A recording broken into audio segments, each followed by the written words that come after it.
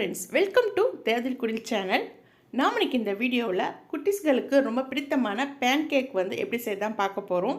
Pan cake குட்டிகளுக்கு ரொம்பவே பிடிக்கும். அதை எப்படி ஹெல்த்தியாக செஞ்சு கொடுக்குறது அப்படின்னு தான் இந்த வீடியோவில் ஷேர் பண்ண போகிறேன். ஃபஸ்ட்டு ஒரு மிக்ஸி ஜாரில் ஒரே ஒரு ஏலக்காய் போட்டுக்கோங்க. பழுத்த வாழைப்பழமாக ஒன்று சேர்த்துக்கோங்க.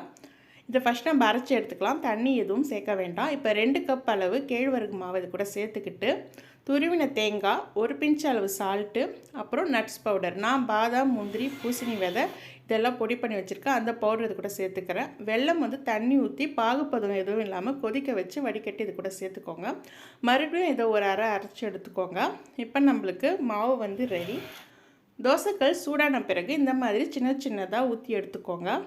வெண்ணெய் போட்டு சுடும்போது ரொம்பவே நல்லாயிருக்கும். வெண்ணெய் இல்லைன்னா நெய், அப்படி இல்லைன்னா எண்ணெய் சேர்த்தும் சுடலாம்.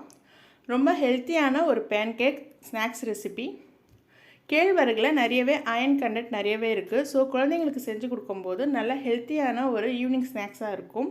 நீங்கள் லஞ்ச் பாக்ஸ் கூட இது நீங்கள் பேக் பண்ணி கொடுக்கலாம். உங்களுக்கு இந்த வீடியோ பிடிச்சிருந்தா மறக்காமல் நம்ம தேவதில் குடில் சேனலுக்கு சப்ஸ்கிரைப் பண்ண மறக்காதீங்க ஃப்ரெண்ட்ஸ். தேங்க்யூ.